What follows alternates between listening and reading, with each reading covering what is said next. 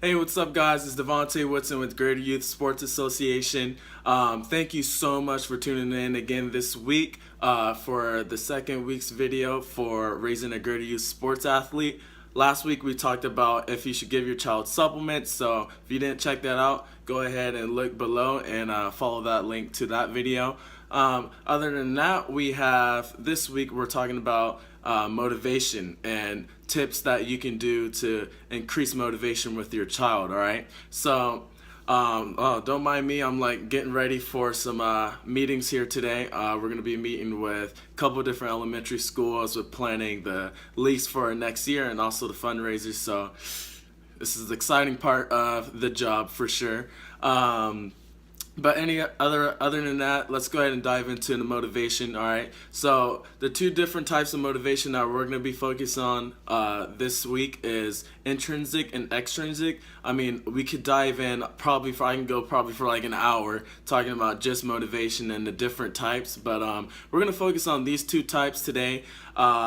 Extrinsic motivation, you probably heard of it before. It's where someone is doing an action or something for an external reward, right? So, for example, you tell your child to do the dishes as a chore, and if they do the dishes, then you give them allowance money, right? So now they're doing the dishes for an external reward, and it's kind of taken away from them wanting to do it for themselves. So that's the other side of it, which is intrinsic motivation, right? So individuals are doing an activity or something because they enjoy it and it brings them satisfaction. All right, so there's nothing external driving them or making them want to do it. All right, they're doing it for their own personal satisfaction. All right, so intrinsic motivation, it's been scientifically proven that intrinsically motivated individuals do things because they want to do it, so they're gonna do it for a long time until they don't like doing it anymore, right? So they're going to be more willing to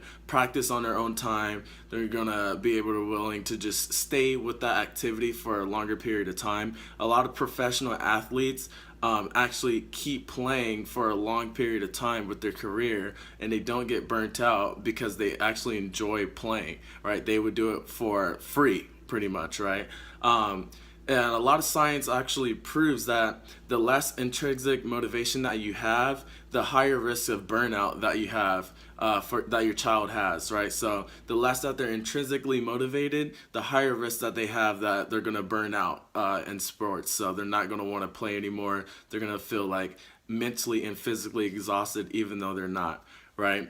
So 3 tips to kind of improve the intrinsic motivation. All right, so they enjoy doing it for themselves. They enjoy doing the activity just because for personal satisfaction. 3 tips to do that is number one is positive feedback. All right, so as your child is playing, always just try to get and provide positive feedback. Something I love to do is give 2 positive things and then one negative aspect. Well, one negative reinforcer. So, 2 positive things, you sandwich them. So you would say, "Hey, that was a good shot," and then say, "Next time, try to correct your elbow and bring it in." And then if you can do that, then you'll make all your shots. So I'm giving them 2 positive things and then 1 negative thing in between. All right. The next thing that you can do is that your environment. So you want to have an autonomy supportive environment. So what that basically means is you want your child to want to do the activity for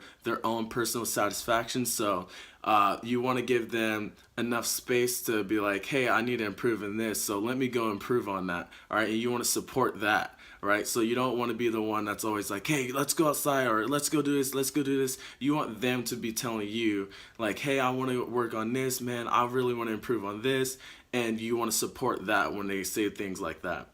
Number 3 is place positivity around skills. So you don't want to place your positivity around the outcome of a game. For instance, say if they won the game, you don't want to place positivity like, "Hey, that's a good win you guys did." Like, you don't want to do that. What you want to do is say, "Hey, you played a great game.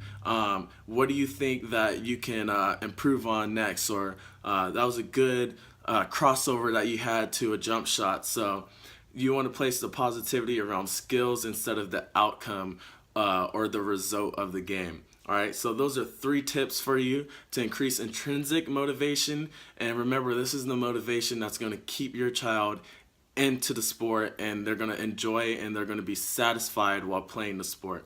All right, so if you found this useful, go ahead and drop me a thumbs up in the box below, in the comment box.